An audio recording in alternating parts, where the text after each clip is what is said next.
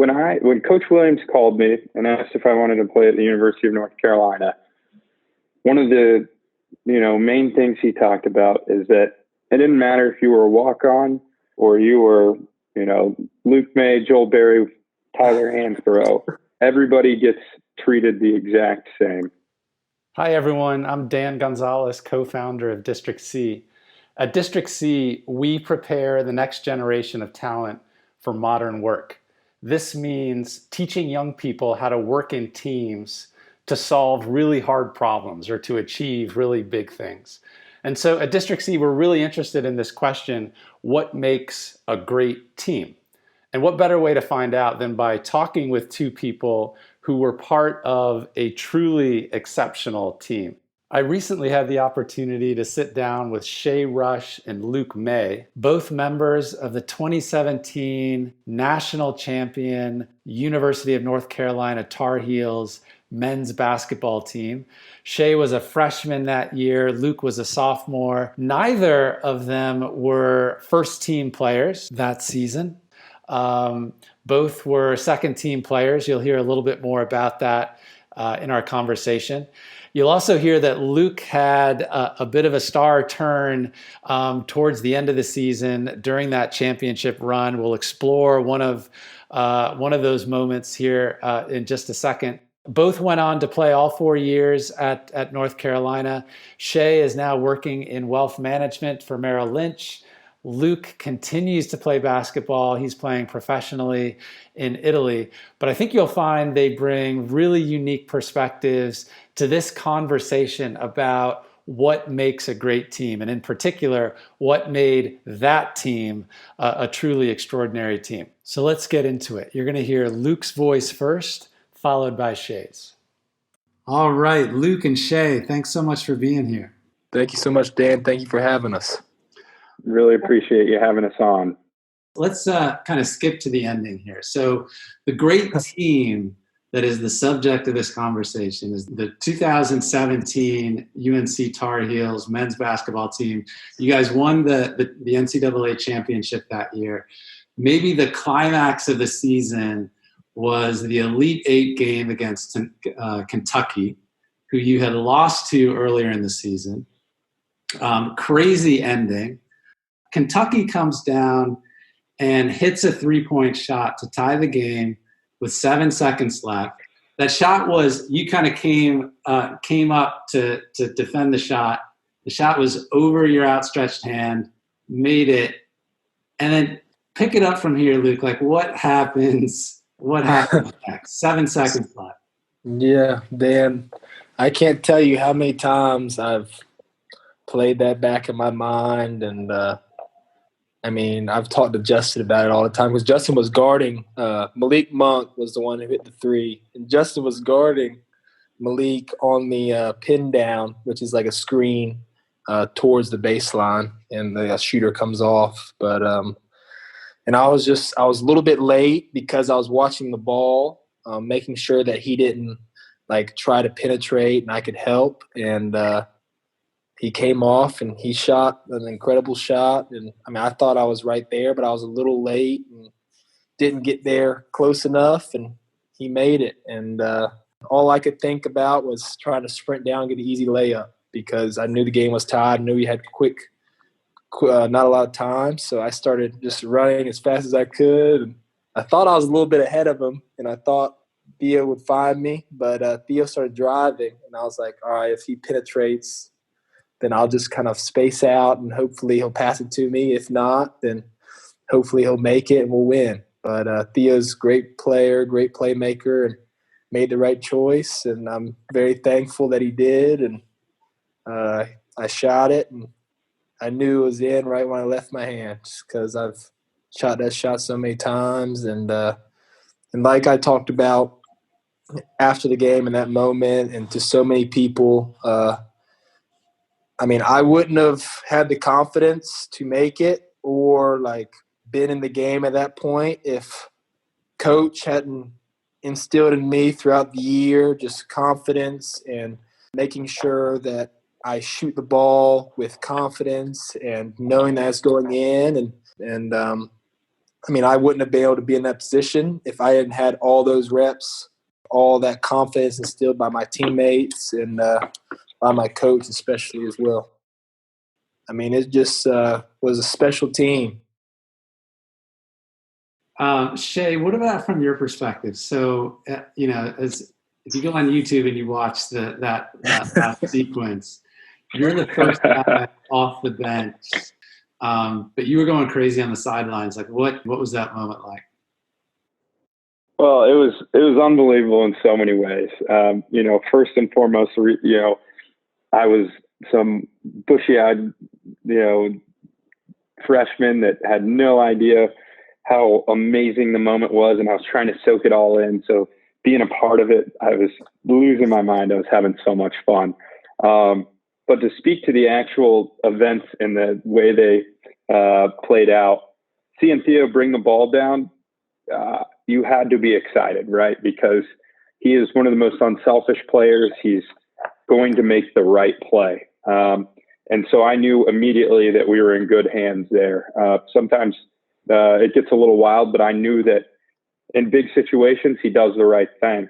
And then second, once it gets pitched out to Luke, I mean, Luke had been talking about how the basket looked like the Atlantic Ocean all tournament long.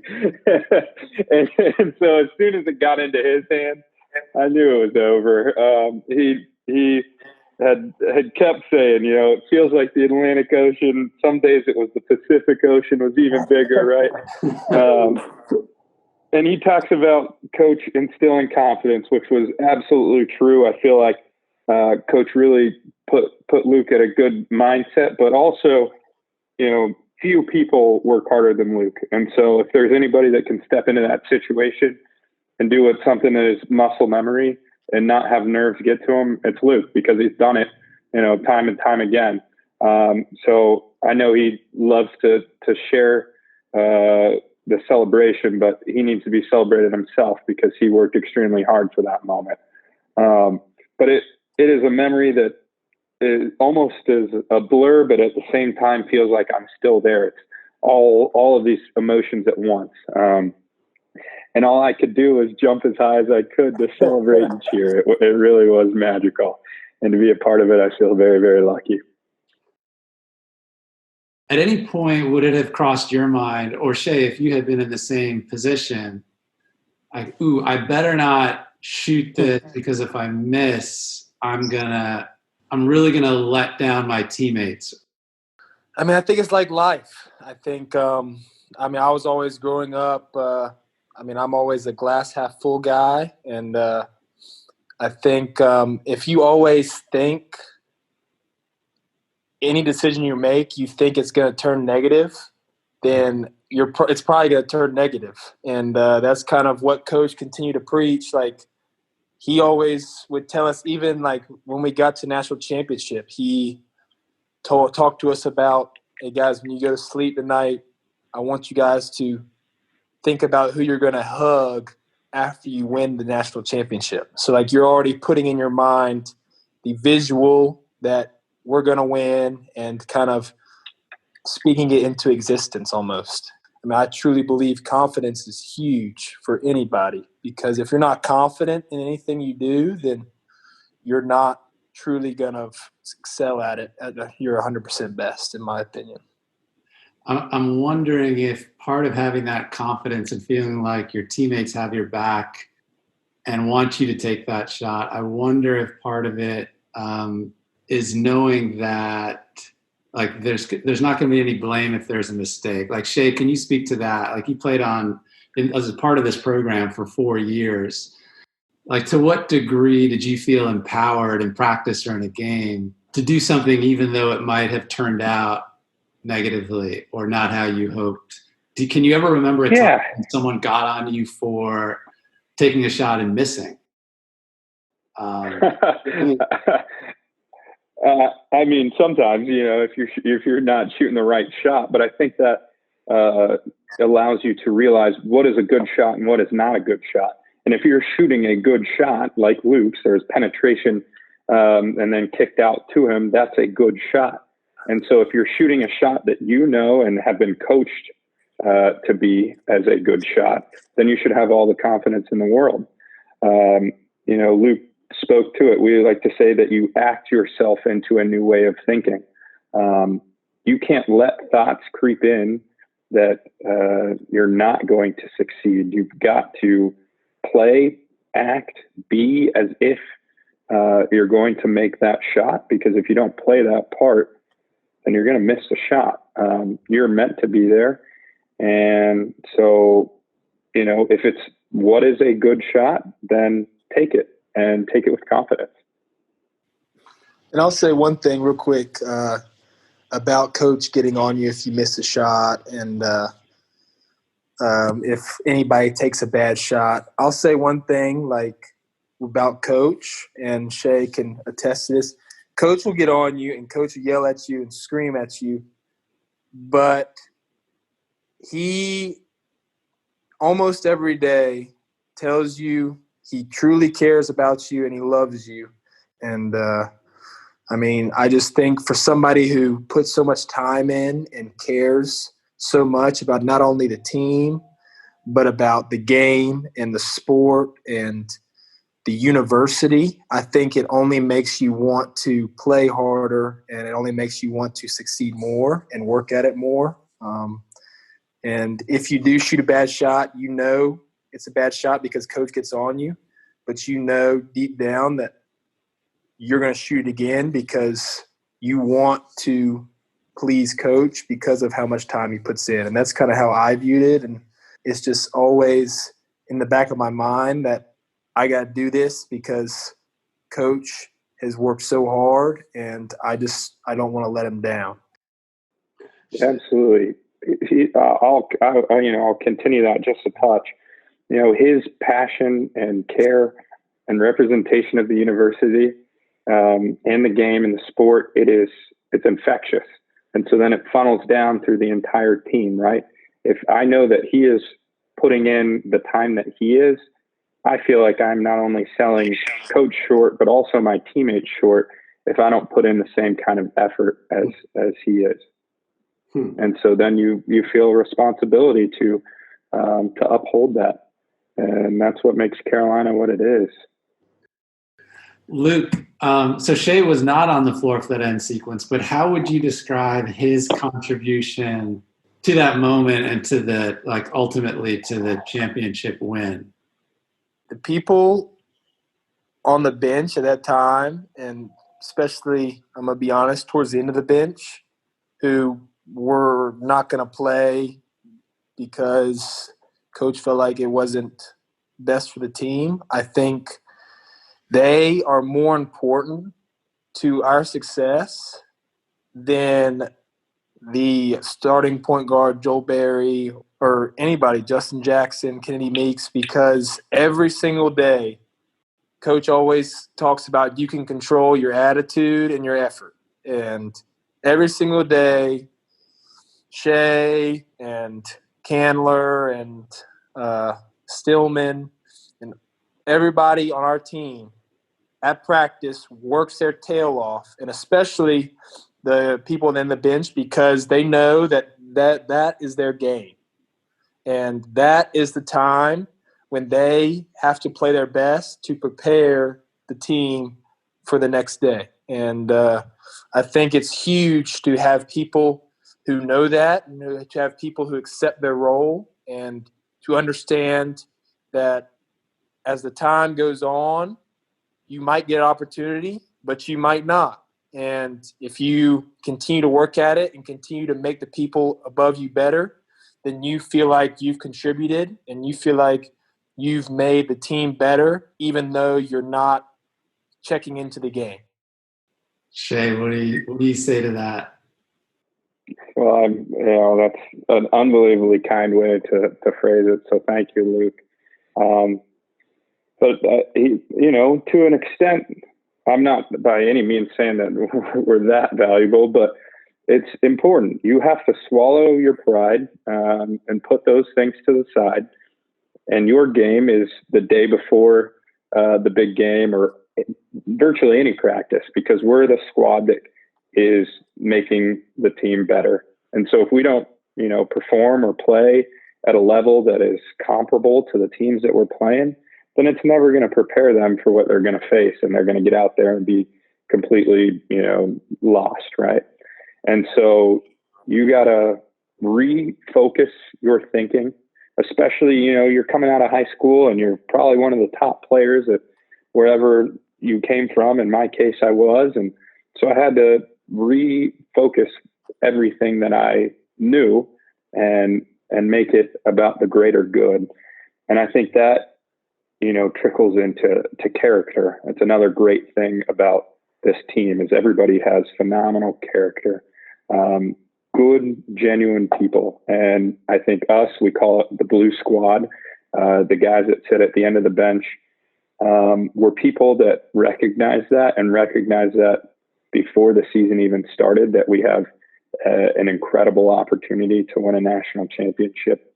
And so we wanted to do everything we could to prepare those guys for when the big moments came. And I think we did a wonderful job and we had fun doing it. That was another great piece, is that we were able to find fun in the work that we were doing, because it isn't glorified. It's not the shot that's remembered. But for us, it's important. Shea was always for the team. The minute he got there, he's all about the team, whatever I can do to help the team. And he's got so many talents. I mean, besides his average golf game, he's got so many unbelievable talents. And he spent, I would have to guess, at least 40 to maybe 60 hours, probably more. That's probably underballing it, to make a specialized hat for every single member of the team, from the coaches all the way down to the last player on the bench. And I don't know how he did his schoolwork, honestly, but that just shows the type of teammate Shea was, and the type of person he is, the talents he has. But really, really cool hats. They took my hat and put it in the museum, and I was kind of mad about it, but it's whatever. What is this? What kind of hats are we talking about? Great hats, to the fedoras. T, perfected hats. You made them out of fedoras, real material, they were real hats. Unbelievable. They were out of beaver felt. It was unreal. Yeah, it was a unique time in my life. I saw guys like LeBron and Cam Newton wearing these fur felt fedoras to games, and I was like, man, I really want to wear one of those with a suit going to a game. And so I'd wear them to games, and the team came to me and they're like, hey, would you make me a hat? And so I was like, well, I guess I can't leave the coaching staff out. So I went around and asked all of them, and I created kind of a form that they could fill out and kind of pick different, colors and styles. And so we had, cowboy hats and Western hats to more, proper bowler style hats. We did it all. And it definitely took a lot of time, but it was something that I was very into. I always need some sort of creative outlet. My grades that semester might have been hurt a hair by it, but I was able to rebound well. And it was, it was something that they came to me and wanted. And I think it speaks bounds to, we do everything for each other on the court, but we also try and do everything we can for each other off the court too. I wouldn't even know where to start with making a hat. That's what I'm saying. Shea, just unbelievable.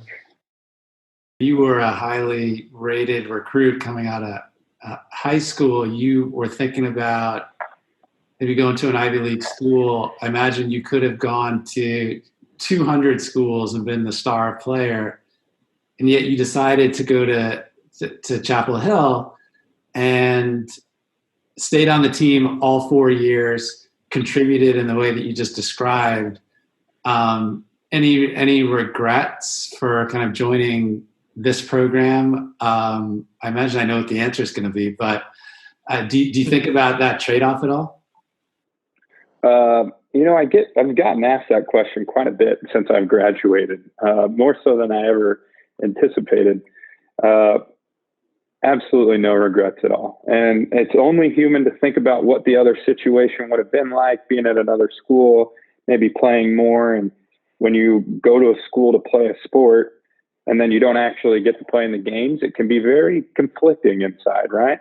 It is a tough battle to bite the bullet and find the bigger purpose, the bigger reason. And it forces you to mature at a young age, I think. But to answer your question bluntly, absolutely no regret, right? Not only was the 2017 year everything I could have imagined and more, but the friendships, relationships that have grown and flourished from it are something that I truly would never have anywhere else. And, now Luke and I get to sit here and chat with you, and we get to check in all the time. He's, a lifelong friend of mine. And I feel so lucky to be not only a Chapel Hill grad, but to have done it the way that I did. And I will say, kind of along those lines, the blue team accepted that they weren't going to have an opportunity on the court, but every single one of the people on the end of the bench and, on the blue team, myself included, Tony as well, and Tony was mainly white, but he would come on the blue sometimes because Tony was really, really good. But he was really good. every single one of them, and myself included, could have started at so many other schools. And they sacrificed because they wanted to be part of something special. And I think that's huge for a team in any stance, sport, music, business, the entire team, no matter what role you have, doing it to the best of your ability and knowing that at the end you will have done your role as good as you can, no matter the outcome. And I think that's really important about good teams and what separates good teams from great teams. And I also think that coming off of kind of the year before, losing the year before, kind of create that extra motivation for a lot of us. And for the guys coming in like Shea and Brandon Robinson and Tony Bradley and Seventh Woods, when you have your entire team competing and working at one level and add 4 more new faces, they're only going to know the level that you're working at because it's the first thing they see. And for you to be working at as high level as we were at that time, because we had just lost and we had everybody back almost, and we had a great core back, they knew starting from the freshman lifts in the summer at 7 a.m. that they had to elevate their level because everybody else was at a higher level. And I think that's really important for any team. The lower guys need to be able to compete at the same level as the upper guys because it's only going to make the team better. So that's a really interesting point. There's some fascinating research. There's a woman named Anita Woolley who studies something called collective intelligence, that she's kind of coined that phrase, but she studies team dynamics. And one of her findings is that, most people think that to create a great team, you should get a bunch of great individual performers and put them together on a team. And what she has found is that that's actually not the determinant of a great team. It's the collective intelligence or the collective performance that matters most. And one really important thing that she says is that if you have laggards or slackards at the bottom, or like a big gap between like the average and the highest performers, usually those are indicators of teams that will underperform. But if you have equal contribution in a more egalitarian way, and not necessarily equal number of points scored or equal number of rebounds, but equal contribution, that's when you get that collective performance that exceeds expectations. And Shea, you mentioned in this interview that you did after you graduated, let me just read these words. From the leading scorer, the last guy on the bench, each and every guy on the team wants to include each and every other guy. every feeling and emotion is shared? Well, I mean, it's true, right? I think when Coach Williams called me and asked if I wanted to play at the University of North Carolina, one of the main things he talked about is that it didn't matter if you were a walk-on or you were Luke Maye, Joel Berry, Tyler Hansborough. Everybody gets treated the exact same. And he said this. He said, if Marcus Page gets a pair of shoes, Shea Rush gets a pair of shoes. And that equal playing field, was, I think, what sets the bar for everybody, right? You don't feel lesser. You feel like you have a similar opportunity as the guy next to you. And so you feel like you have to uphold that. You have to work as hard as you can, because you're getting treated just as well as the guy next to you and the guy on the left and the right. Even if I may not be performing at as a high level as them or be as talented as them, I better carry my own weight. So it's almost feels like an obligation. But what I do think it does is it brings you all together. You don't look at one guy as less than the other or one guy that more than the other. You obviously can appreciate what they're doing on the court. I obviously, look at the other guys. I'm like, wow, that's amazing. I want to be able to do that. And, but I think it's seeing all of that and everybody feeling like they are included and a part of something. You don't feel left out. It really feels like a family. And it feels like a family that truly loves and cares for each other and wants to work for and with each other. Luke, is that like, you both have played on a million teams at this point in your lives. In your experience, is that normal? No, not at all. I think I feel like every single team has some dynamic that makes it really, really good or makes it not as good, and as you mentioned earlier, maybe underperform. And I think when you talked about kind of having teams who have a lot of really, really good individuals, I think that some teams who have really, really good individuals, they all know how to play for themselves, and they don't really know how to play off of one another. You need to have everybody kind of working together and making everybody better. And I think that's what we had, and I think that's really important. And I think that starts from the top man. And Coach Williams believed that, and he learned that from Coach Smith. And I think that's really what makes a true leader is being able to create a culture that is almost, in a sense, worshipped by so many fans and people on the outside, because they know that it's a true family and that's what we have. Absolutely. All right, so closing question here for both of you, and feel free to take a couple of seconds to think about it. But so one word that defines this great team, the 2017 championship team. What's one word defines that team? I'll let you decide who goes first. I would use a word that is along the lines of like consistent. I think that there was very, very few days where we didn't come in to practice fully locked in. I felt like every day we were truly focused on getting better.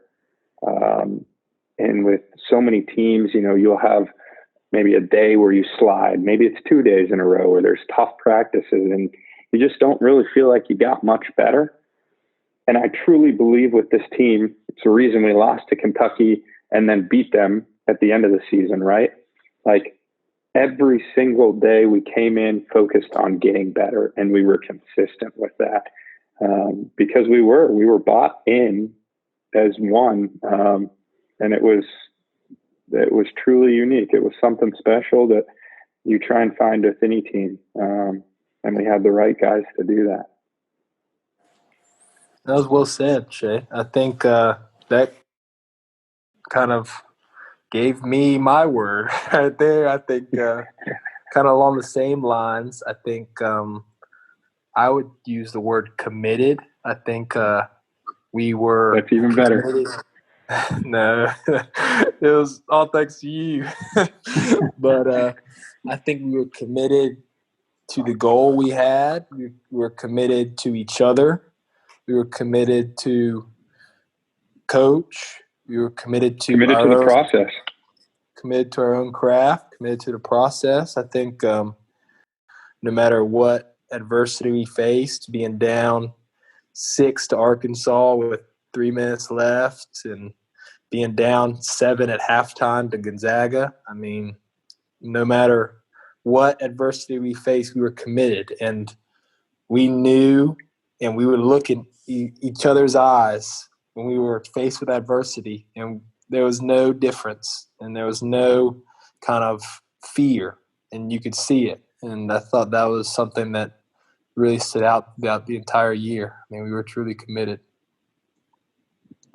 I wish everyone could have the kind of experience that you guys have had, right? It's clearly such a meaningful, as you say, Shea, just like a really special time to have those kinds of bonds, to make those kinds of friendships, and to achieve something with other people so meaningful and so big. It's so special. Yeah. Monumental. It truly shapes who we are, I think.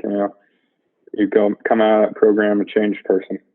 Yeah. And we'll be able to go back and whatever it is, 17 years and have a 20-year anniversary and rehash them all again, which makes it even better. Yeah. We might do 5, 10, 15, and 20. I want to remember it every 5th year. Yeah. Well, thank you both. Thank you, really Dan. grateful. Yeah. Best of luck here. Thanks, Dan. Yeah. Thank you so much. Appreciate it.